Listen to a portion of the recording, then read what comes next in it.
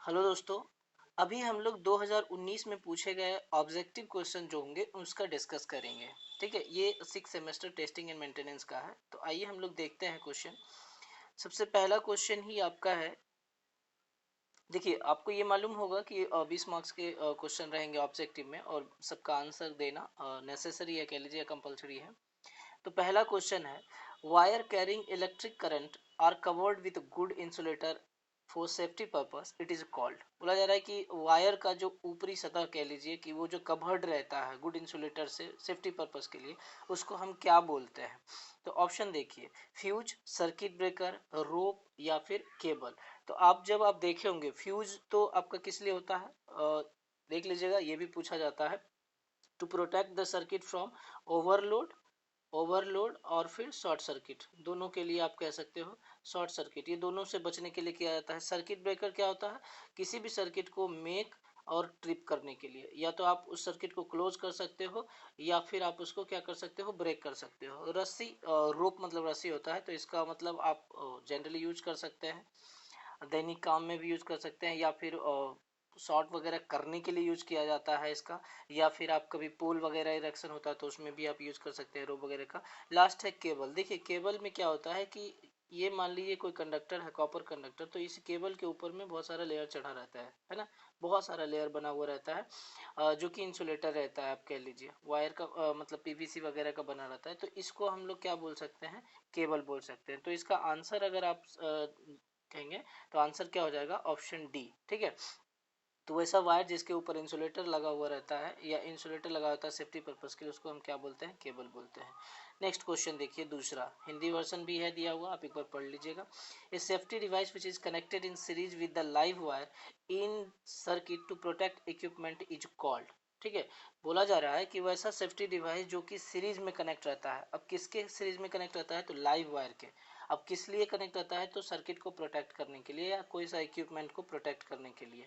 तो उसको हम क्या बोलते हैं। अब ध्यान दीजिए, हालांकि स्विच भी देखिए यहाँ पे सीरीज में कनेक्ट रहेगा, बट ये स्विच जो होता है सिर्फ और सिर्फ सर्किट को क्लोज कर सकता है, अर्थात मेक कर सकता है या फिर क्या कर सकता है, ब्रेक कर सकता है। बस यही दोनों काम है, बाकी ऐसा नहीं है कि सर्किट को आप प्रोटेक्ट कर पाएंगे। इंडिकेटर है, इंडिकेटर आपका मतलब अगर ग्लो करते रहा, समझ लीजिए एक तरह से ऐसा कह लीजिए कि ये इंडिकेट करेगा, मतलब सप्लाई है कि नहीं है, ये इंडिकेटर का काम है। उसमें एक एलईडी लगा रहता है जो कि जलते रहेगा। आपको अगर मान लीजिए जल रहा होगा तो फिर वो उसमें सप्लाई है, अर्थात बिजली है कह लीजिए ऐसा, या करंट फ्लो कर रहा है। और अगर नहीं ग्लो कर रहा है तो इसका मतलब है कि सप्लाई नहीं है। और लास्ट सी ऑप्शन में है फ्यूज, डी है नन ऑफ दी भी। तो देखिए, फ्यूज का काम क्या है, हमें सर्किट को प्रोटेक्ट करने के लिए या फिर जो इक्विपमेंट लगे हुए हैं उस सर्किट में उसको प्रोटेक्ट करने के लिए हम लोग क्या किसका इस्तेमाल करते हैं, फ्यूज का। तो इसका देखिए करेक्ट आंसर क्या हो जाएगा, 2 नंबर का ऑप्शन सी। करेक्ट आंसर क्या हो जाएगा, ऑप्शन सी। ठीक है, तो ये 2 हो गया। चलिए नेक्स्ट क्वेश्चन देखिए, हम लोग देखते हैं। ये देख लीजिएगा, हिंदी में लिखा हुआ है, आप इसको भी देख लीजिए। देखिए, थर्ड क्वेश्चन है, कहता है कि electric shock by high voltage and high current stops breathing. तो मतलब कहा जा रहा है कि जब कभी इलेक्ट्रिक शॉक लगता है, चाहे हाई वोल्टेज या हाई करंट के लिए, तब क्या हो सकता है। मतलब सांस लेना में आप जानते हैं कि जब कभी शॉक लगेगा तो अगर स्मॉल पीरियड के लिए रहेगा, थोड़ा सा के लिए, तो ऐसा होगा कि हाँ, वो भी अगर हाई वोल्टेज रहेगा तो आपका सांस रोक सकता है ना। लेकिन थोड़ा सा आपको क्लिक किया, मतलब समझ लीजिए कि लो वोल्टेज में आप कभी टच किए होंगे, कभी फील किए होंगे शॉक वगैरह, तो ऐसा नहीं है कि सांस रुक जाएगा आपको, है ना। लेकिन थोड़ा सा आपका जो नर्वस सिस्टम होगा वहाँ पे आपका मैसेज पहुँच जाता है कि हाँ शॉक लगा, और हाथ आप क्या करते हैं, पीछे खींच जाते हैं, एहसास होता है कि हाँ शॉक लगा। लेकिन यहाँ पे कह रहा है कि हाई वोल्टेज या हाई करंट जब आपका बॉडी से फ्लो करेगा तो वो क्या करता है, ब्रीदिंग को स्टॉप कर देता है। तो ब्रीदिंग स्टॉप कर देता है तो कब तक के लिए, ऐसा समय पूछ रहा है, अर्थात मतलब ऑप्शन देखिए कि for longer period, option B momentarily, option C both A and B, option C none of the. देखिए, तो इसका इसमें अगर आप देखें तो लॉन्गर पीरियड के लिए भी क्या करता है, सांस रुक जाएगा। लॉन्गर पीरियड के लिए अर्थात आप कह सकते हैं डेड घोषित कर दिया जाएगा आपको, है ना, मतलब मर जाएंगे। तो ये भी होता है, अगर अधिक टाइम के लिए आपके बॉडी से करंट फ्लो करता रह गया तो आप क्या हो जाइएगा, डेड हो जाइएगा। मोमेंटरली भी होता है, मतलब जैसे शॉक लगा उस कुछ समय के लिए, मतलब अगर मान लीजिए कि सांस रुक जाता है, ब्रीदिंग प्रॉब्लम हो रही, रुक जाता है, तो आप जानते हैं कि एक रेस्पिरेशन मेथड होता है। ठीक है, आपको 3-4 प्रकार के रेस्पिरेशन मेथड मैंने बताया भी होगा। तो ये रेस्पिरेशन मेथड होता है, तो ये रेस्पिरेशन मेथड का इस्तेमाल करके प्रोसेस का यूज करके आप क्या कर सकते हैं, जो भी आदमी के साथ में कैजुअलिटी हुआ है ना, उसको रिवाइव कर सकते हैं। अर्थात आप ये कह लीजिए कि अगर सांस लेने में उसको प्रॉब्लम हो रही होगी तो आप उसके सांस को नॉर्मल कर सकते हैं with the help of respiration method. ठीक है, तो इसका करेक्ट आंसर क्या हो जाएगा, ऑप्शन सी। ऑप्शन सी इसका क्या हो जाएगा correct answer, both A and B दोनों इसका सही आंसर है। चलिए नेक्स्ट क्वेश्चन देखिए, electric fire is extinguished by, बोला जा रहा है कि इलेक्ट्रिक फायर जो है बुझाया जाता है किसके मदद से। Option A liquid extinguisher, option B wet chemical extinguisher, option C CO2 extinguisher, option D none of the above. देखिए इसका करेक्ट आंसर क्या हो जाएगा, ऑप्शन सी CO2 एक्सटिंग्विशर, है ना, CO2 एक्सटिंग्विशर। इसमें एक और क्वेश्चन पूछा जाता है कि जब आप CO2 एक्सटिंग्विशर का यूज करते हैं तो नोजल जो होता है ना, पढ़ाए होंगे आपको, मैंने बताया है, तो जो नोजल होगा, नोजल क्या हो जाएगा, ठंडा हो जाएगा, गर्म हो जाएगा, या एक्सट्रीम ठंडा हो जाएगा, इस तरह से। तो जब आप इस्तेमाल करेंगे ना CO2 एक्सटिंग्विशर का, इसका नोजल जो होता है ना बिल्कुल एक्सट्रीमली कोल्ड हो जाता है आपका। ठीक है, आप ऐसा कह सकते हैं एक्सट्रीमली कोल्ड हो जाता है। ये भी आपका क्वेश्चन पूछा गया है, आप इसको भी एक बार ध्यान दीजिएगा। तो इसका करेक्ट आंसर क्या हो जाएगा, option C CO2 extinguisher electric fire के लिए यूज किया जाता है। चलिए नेक्स्ट क्वेश्चन देखिए,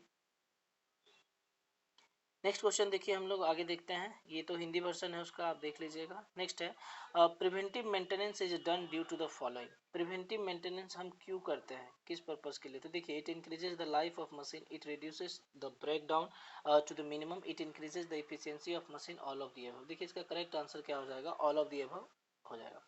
बोले कैसे, it increases the life of machine, बिल्कुल जो मशीन है अगर आप उसको प्रॉपर मेंटेन करते रहते हैं, या उसमें जो भी मेंटेनेंस वगैरह हो वो अगर आप करते रहते हैं, तो वो 5, अगर मान लीजिए उसका मशीन का आयु 5 साल होगा, तो उसका आयु हो जाएगा क्या, 6 साल। मतलब प्रॉपरली वर्क करना स्टार्ट कर देगा अधिक टाइम तक, है ना। जैसे कि आप देख लीजिए, साइकिल ही आप यूज करते हैं, तो साइकिल में अगर प्रॉपरली मेंटेन करते रहते हैं तो बहुत जल्दी खराब नहीं होता है, वो अधिक टाइम तक आप उस साइकिल का इस्तेमाल कर सकते हैं। बेस्ट एग्जांपल है, आप देख सकते हैं, कब यूज समझ सकते हैं इस चीज को रिलेट करके। तो इसका क्या हो गया, it increase the life of machine, ये लाइफ भी इंक्रीज कर देगा। Reduces the break down to minimum, अगर आप प्रॉपरली मेंटेन करते रहेंगे तो वर्किंग पीरियड में, या जब ऑपरेशन में रहेगा मशीन, तो उस टाइम में ब्रेक डाउन मतलब फॉल्ट होने का पॉसिबिलिटी क्या होगा, कम होगा। क्यों, क्योंकि आप पहले ही चेक कर लिए हो कि उसमें कहीं फॉल्ट होने वाला रहा होगा, तो आप उसको क्या कर दिए होंगे, रिप्लेस कर दिए होंगे, या मेंटेनेंस मतलब वही हुआ कि आप रिप्लेस कर दिए होंगे, या फिर उसको ठीक कर दिए होंगे, तो फिर क्या होगा, ब्रेक डाउन भी मिनिमम होने का पॉसिबिलिटी रहेगा। It increases the efficiency of machine, अगर आप प्रॉपरली मेंटेन किए रहोगे मशीन का, तो फिर क्या होगा कि जो मशीन होगा वो काफी अच्छे से वर्क करेगा, मतलब इफिशियंटली वर्क करेगा। तो इसका करेक्ट आंसर क्या हो जाएगा, ऑल ऑफ द अबव। ठीक है, चलिए नेक्स्ट क्वेश्चन देखिए, factors considered during preparing maintenance schedule is are, है ना। तो ऑप्शन ए देखिए, checking the stationary part, option B है checking the movable part, checking the surroundings in which the equipment has to work, all of the above. देखिए इसका correct answer क्या हो जाएगा, ऑल ऑफ द एबव हो जाएगा। कि जब हम मेंटेनेंस शेड्यूल करते हैं तो उसमें हम क्या क्या चेक करते हैं, कहने का ये मतलब है। ठीक है, कि जब मेंटेनेंस शेड्यूल को आप प्रिपेयर करते हैं, मतलब कितने कितने समय में क्या हमें चेक करना है, तो वो उन सब के लिए क्या क्या होगा, तो इस चीज़ के लिए देखा जा रहा है। ठीक है, तो इसमें क्या हो जाएगा, ऑप्शन डी आपका क्या होगा, करेक्ट आंसर हो जाएगा। मतलब हर चीज़ को आप स्टेशनरी पार्ट को भी चेक करेंगे, मूवेबल पार्ट को भी चेक करेंगे, और किस सराउंडिंग में इक्विपमेंट को वर्क करना है उसे भी आप चेक कर लेंगे, या फिर आप एक बार देख लेंगे। तो इसका करेक्ट आंसर क्या हो जाएगा, all of the above. Next question देखिए, 7th number, cause of a break down of a maintenance are, मतलब कहा जा रहा है कि मशीन का ब्रेक डाउन हो जाता है, मतलब फॉल्ट कह लीजिए उसमें होता है, उसके क्या क्या रीजन हो सकते हैं। तो इसका देखिए, ऑप्शन ए है नेग्लिजेंस, ऑप्शन बी है incorrect installation, option C both A and B, option D none of the above. देखिए इसका करेक्ट आंसर जो होगा इसका क्या हो जाएगा, सी हो जाएगा, बोथ। मतलब आप कह सकते हो, देखिए नेग्लिजेंस, अगर आप मान लिया जाए कि कोई इक्विपमेंट वर्क कर रहा है, ठीक है, आप किसी भी चीज़ को देखें कि उसमें फॉल्ट होने का पॉसिबिलिटी है और आप उसको इग्नोर कर दिए, तो वही मतलब हुआ नेग्लिजेंस का। तो अगर आप इग्नोर कर दिए तो डेफिनेटली ब्रेक डाउन हो जाएगा, है ना, समझ रहे। तो आप नेग्लिजेंस नहीं करना है अगर ब्रेक डाउन से बचना है तो। दूसरा इनकरेक्ट इंस्टॉलेशन, अर्थात ये कह लीजिए कि मान लीजिए एक मशीन ये है, एक मशीन ये है, और इसमें जो फाउंडेशन आपने बनाया एक का नीचे बना दिया मतलब, और दूसरे का फाउंडेशन थोड़ा ऊंचा बना दिया, है ना। एक का थोड़ा कम ऊंचाई दिया, और दूसरे फाउंडेशन का जो आपने बनाया है फाउंडेशन उसका ऊंचाई थोड़ा ज़्यादा कर दिया। तो अब इस दोनों को कपल करना होगा। जब आप कपल करेंगे शाफ्ट के थ्रू में तो एक शाफ्ट क्या हो जाएगा, एक साइड शाफ्ट नीचे हो जाएगा, एक साइड शाफ्ट ऊपर हो जाएगा।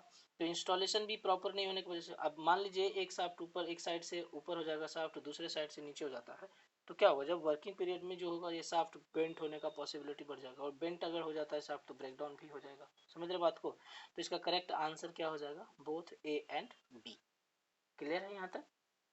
चलिए नेक्स्ट देखिए, monthly maintenance of motor includes, इसमें बोला जा रहा है कि इसमें कौन सा ऐसा मतलब जो ऑप्शन में दिया हुआ है इसमें क्या है ऐसा जिसमें कि मंथली हम लोग उसको चेक करते हैं। तो ध्यान दीजिए, ऑप्शन ए देखिए, इसका ऑप्शन ए है checking the winding for their proper insulation, option B है checking of air gap between stator and rotor, option C both A and B, option D none of the above. देखिए, checking the both winding की बात जब हम कर रहे हैं, winding for their proper insulation, तो इसको हम लोग मंथली चेक करते हैं। ठीक है, जो इंसुलेशन होगा वाइंडिंग के ऊपर पे उसको हम लोग मंथली चेक करते हैं कि उसमें कहीं कोई मतलब प्रॉब्लम तो नहीं है, कहीं इंसुलेशन डैमेज तो नहीं हुआ। ऑप्शन बी है air gap between the stator and rotor, तो स्टेटर और रोटर के बीच में जो एयर गैप होता है उसको हम लोग ना 6th मंथ पे चेक करते हैं। कितने मंथ पे? 6th मंथ पे। तो ये मंथली तो नहीं हुआ है ना, यहाँ पे पूछा जा रहा है एक मंथ की बात किया जा रहा है, तो ये चीज 6 मंथ पे करते हैं हम लोग। तो इस हिसाब से इसका करेक्ट आंसर क्या हो जाएगा, option A, checking of winding for their proper insulation. Clear? Next question देखिए, 9th नंबर ना, 9th नंबर देखिए, function of a conservator in a transformer is.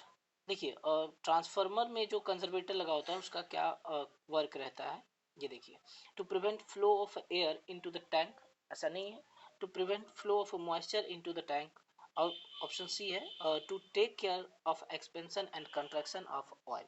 देखिए, इसका करेक्ट आंसर क्या हो जाएगा, ऑप्शन सी। इसका करेक्ट आंसर क्या होगा, option C, to take care of expansion and contraction of oil. देखिए, कंजर्वेटर क्या होता है, पहले तो आप इस चीज़ को देखिए, ये अगर मान लेते हैं कि टैंक है, इस टैंक के ऊपर में एक ऐसा करके आप देखे होंगे ये पाइप लगा हुआ रहता है ना, और इसके ऊपर यहाँ पे आपका एक कंजर्वेटर बना होता है। तो इस कंजर्वेटर में क्या रहता है, जितना इसका वॉल्यूम रहेगा उसका 1/3 ओनली ऑयल क्या रहेगा, फिलअप किया रहेगा। तो जब वर्किंग कंडीशन में ट्रांसफार्मर जब वर्क कंडीशन में रहता है तो यहाँ पे ऑयल क्या हो जाएगा, हीट हो जाएगा, और अगर ऑयल हीट होगा तो क्या हो जाएगा, ऑयल एक्सपेंड करेगा। ऑयल क्या करेगा, एक्सपेंड करेगा। जब ऑयल एक्सपेंड करेगा तो कहाँ एक्सपेंड करके जाएगा, तो ये कंजर्वेटर में ही जाएगा। यहाँ पे खाली रहता है, 1/3 ओनली रहता है भरा हुआ, तो इसमें यहीं पे आएगा आपका।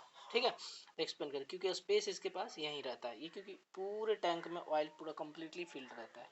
और जब आपका मान लीजिए ट्रांसफार्मर कुछ ऑपरेशन जो है उसका बंद हुआ, अर्थात बंद नहीं हुआ, लोड के पे डिपेंड करता है, तो लोड अगर मान लीजिए कम हुआ, अगर लोड कम हुआ तो ऑयल भी क्या हो जाएगा, कोल्ड होना स्टार्ट हो जाएगा। कोल्ड होना मतलब यहाँ पे हम ये नहीं कह सकते कि ठंडा हो जाएगा, जो टेम्परेचर रहेगा उसमें डिफरेंसेस आ जाएगा, है ना। जब लोड बढ़ेगा तो ऑयल का टेम्परेचर ज़्यादा रहेगा, और जब लोड घटेगा तो ऑयल का टेम्परेचर कम हो जाएगा। यहाँ ये नहीं, मतलब ठंडा से मतलब ये नहीं है कि बिल्कुल चिल्ड हो जाएगा, बिल्कुल कोल्ड हो जाएगा, नहीं, उसके बीच में टेम्परेचर का डिफरेंस हो जाएगा। तो इसलिए क्या होगा कि ऑयल का जो टेम्परेचर होगा, ऑयल का टेम्परेचर वो क्या हो जाएगा, घटना स्टार्ट कर देगा। और ऑयल का टेम्परेचर जब घटना स्टार्ट कर देगा तो ऑयल क्या करेगा, कॉन्ट्रैक्ट करेगा। जब ऑयल कॉन्ट्रैक्ट करेगा तो रीगेन हो जाएगा, मतलब पुनः अपने स्थान पे आ जाएगा। ठीक है, तो वही हुआ, expansion and contraction of oil से बचने के लिए हम किसका इस्तेमाल करते हैं, कंजर्वेटर का इस्तेमाल करते हैं। क्लियर? तो देखिए, इसका करेक्ट आंसर क्या हो जाएगा, ऑप्शन सी। क्लियर है यहाँ तक? चलिए नेक्स्ट क्वेश्चन देखिए। नेक्स्ट क्वेश्चन है, in a power transformer the breather is provided. Power transformer में ब्रीदर प्रोवाइड किया जाता है क्यों? Take a fresh air for increasing cooling effect, arrest flow of moisture into the tank, control the level of oil in the tank, filter oil या filter transformer oil. देखिए, इसका correct answer क्या हो जाता है, option B, arrest the flow of moisture into the tank. अब आप breather देख लीजिए कहाँ लगा रहता है। देखिए, अभी आपको मैंने क्या बताया था, ये टैंक है, इस टैंक के ऊपर एक पाइप लगा रहता है ऐसे, और यहाँ पे क्या रहता है, कंजर्वेटर लगा हुआ रहता है। यहाँ पे आप कभी देखे होंगे तो इस प्रकार का आपका एक ये कुछ ब्रीदर लगा रहता है, और इसके ब्रीदर में यहाँ पे आपका कुछ होल बना रहता है ना। इसमें सिलिका जेल भरा रहता है, ये भी ध्यान करिएगा, याद कर लीजिएगा। सिलिका जेल रहता है, क्या रहता है, सिलिका जेल। ये भी पूछा जाता है। अगर ये गुड कंडीशन में होगा तो इसका कलर हो जाएगा ब्लू, क्या हो जाएगा, ब्लू। अगर ये बैड कंडीशन में होगा तो इसका कलर हो जाएगा क्या, पिंक। ये ध्यान रखिएगा, ये सब पूछा हुआ है इसलिए मैं आपको बता दे रहा हूँ। इसका काम क्या रहता है, जब ऑयल कॉन्ट्रैक्शन और एक्सपेंशन होता है ना, तो उस टाइम में एयर का जो ये एयर जो होता है ट्रांसफार्मर के अंदर जाता है और बाहर आता है, दोनों कह सकते हैं। जब ऑयल आपका एक्सपेंड करेगा तो उस टाइम में ट्रांसफार्मर के अंदर से जो एयर होगा वो बाहर निकलेगा, जिसको ब्रीथ आउट बोलते हैं। और जब कॉन्ट्रैक्ट करेगा, ऑयल जब कॉन्ट्रैक्ट करेगा तो बाहर का जो एयर होगा वो क्या होगा, अंदर जाएगा। तो बाहर का एयर जब अंदर जाएगा तो देखिए एयर में तो मॉइस्चर भी रहता है, तो अगर सीधा एयर अंदर जाता है तो यहाँ पे मतलब ऑयल में जो होगा मॉइस्चर मौजूद हो जाएगा, जो कि हमारे लिए सही नहीं है। क्यों, क्योंकि इंसुलेशन जो होगा ऑयल का वो कम हो जाएगा, घट जाएगा। तो यहाँ पे आप ये कह सकते हैं कि जो एयर अंदर जाता है जिसको कि ब्रीदिंग बोलते हैं, तो एयर अंदर जब जाएगा तो वहाँ पे क्या होगा, कुछ ऐसा यूज करना होगा मटेरियल जिसमें कि एयर में जो मॉइस्चर होगा उसको एब्जॉर्ब कर ले। तो यहाँ पे सिलिका जेल जो होता है, वो सिलिका जेल एयर से मॉइस्चर को क्या करता है, एब्जॉर्ब कर लेता है। तो जब मॉइस्चर एब्जॉर्ब कर लेता है फिर एयर क्या होता है, अंदर आता है ट्रांसफार्मर के टैंक तक में, है ना। तो यहाँ पे काम क्या हुआ, ब्रीदर का जो मॉइस्चर हुआ उसको अरेस्ट कर लिया, उसको एब्जॉर्ब कर लिया। तो करेक्ट आंसर क्या हो गया इसका, ऑप्शन बी। क्लियर है यहाँ तक। चलिए नेक्स्ट क्वेश्चन देखते हैं हम लोग। देखिए नेक्स्ट क्वेश्चन है आपका, बुकॉल्स रिले इज यूज्ड। बुकॉल्स रिले पहले तो आप देख लीजिएगा, बुकॉल्स रिले होता क्या है, सेफ्टी पर्पस के लिए यूज किया जाता है ना। बुकॉल्स रिले पूछा जा रहा है कि यूज किया जाता है किस में, तो ऑप्शन ए देखिए, welding transformer, option B oil transformer, option C air cooled transformer, option D none of the above. तो जो बुकॉल्स रिले होता है, बुकॉल्स रिले आपका ऑयल कूल्ड ट्रांसफार्मर में यूज किया जाता है। सो करेक्ट आंसर क्या हो जाएगा, बी। क्लियर है यहाँ पे, वेल्डिंग ट्रांसफार्मर में नहीं होता और एयर कूल्ड ट्रांसफार्मर में भी नहीं होता, ठीक है। अब से भाई ये पूछा जाएगा कि वेल्डिंग ट्रांसफार्मर में कौन सा ट्रांसफार्मर यूज करते हैं, अर्थात स्टेप अप या स्टेप डाउन, तो यहाँ पे ऑप्शन हो जाएगा क्या आपका, स्टेप डाउन, है ना। स्टेप डाउन ये पूछा जाता है, ध्यान रखिएगा उसको। नेक्स्ट देखिए, नेक्स्ट क्वेश्चन है, oil in the transformer is used for providing. Transformer में जो ऑयल होता है वो किस चीज के लिए प्रोवाइड किया जाता है ट्रांसफार्मर के अंदर, देखिए option A cooling to the winding, winding को कूल करने के लिए, insulation to the winding, option C है protection against atmospheric humidity, option D all of the above. देखिए इसका correct answer all of the above आप ले सकते हैं, क्योंकि वाइंडिंग को तो ये कूल करेगा ही। Insulation to the winding, winding जहां जहां गैप रहेगा ना हर एक जगह ऑयल पहुंच जाएगा आपका, है ना। तो एक तरह से ये भी कह सकते हैं कि ये वाइंडिंग को भी इंसुलेट कर रहा है ना। एक दूसरे जैसे कि मान लिए प्राइमरी वाइंडिंग और सेकेंडरी वाइंडिंग जो रहता है उसके बीच में हालांकि प्रेस बोर्ड भी रखा रहता है, ठीक है, प्रेस बोर्ड रखा रहता है या दो इंटर टर्न वाइंडिंग होता है उसके बीच में भी इंसुलेशन रहता है, लेकिन सबके बीच में जब ऑयल फील्ड हो जाएगा तो वो भी एक तरह से क्या होगा, इंसुलेशन का काम करेगा। लास्ट कह रहा है ऑप्शन सी, कहता है प्रोटेक्शन अगेंस्ट एटमॉस्फेरिक ह्यूमिडिटी। ये क्या करता है, ह्यूमिडिटी से भी, मतलब एटमॉस्फेरिक ह्यूमिडिटी उससे भी क्या करेगा, ट्रांसफार्मर को बचाता है। तो करेक्ट आंसर क्या हो जाएगा, ऑल ऑफ दी एबव। चलिए नेक्स्ट क्वेश्चन देखते हैं हम लोग। क्वेश्चन नंबर 13 देखिए, in order to determine suitability of the oil in the transformer test carried out are. तो ट्रांसफार्मर में जो ऑयल होता है वो सुटेबल है कि नहीं है उसके लिए हम लोग टेस्ट करते हैं। तो कौन कौन सा टेस्ट करते हैं, तो देखिए ऑप्शन ए है एसिडिटी टेस्ट, ऑप्शन बी है breakdown test, option C crackle test, option D all of the above. तो सारा आप कह लीजिए कि एसिडिटी टेस्ट भी करते हैं, ब्रेकडाउन टेस्ट भी करते हैं, क्रैकल टेस्ट भी करते हैं, और तो तीनों हो गया, ऑल ऑफ दी एबव करते हैं। ज़्यादा से ज़्यादा अगर बात कीजिएगा ना तो ये ब्रेकडाउन टेस्ट का इस्तेमाल यूज़ किया जाता है ना। किसका यूज़ किया जाता है, ब्रेकडाउन टेस्ट का। नेक्स्ट क्वेश्चन देखिए, isolator used in a transmission line are capable of breaking.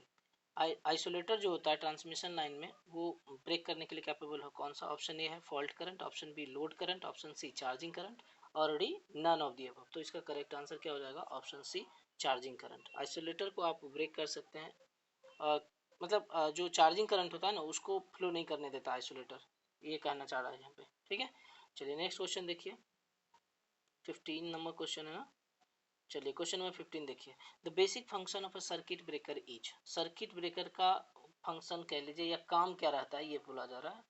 तो देखिए, to produce arc, to ionize the surrounding air, और to extinguish the arc, option D none of the above. तो correct answer इसका क्या हो जाएगा, to extinguish the arc. Arc को extinguish करने के लिए क्या होता है, सर्किट ब्रेकर का इस्तेमाल किया जाता है। नेक्स्ट क्वेश्चन देखिए 16 नंबर 16 नंबर क्वेश्चन में देख लीजिए क्या है।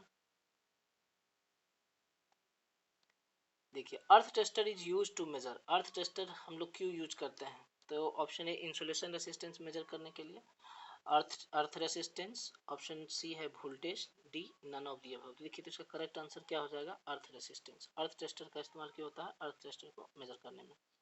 नेक्स्ट क्वेश्चन देखिए the main objective of a foundation for electrical machine is. Electrical machine जो होता है, इलेक्ट्रिकल मशीन उसमें फाउंडेशन प्रोवाइड किया जाता है, वो किस लिए प्रोवाइड किया जाता है?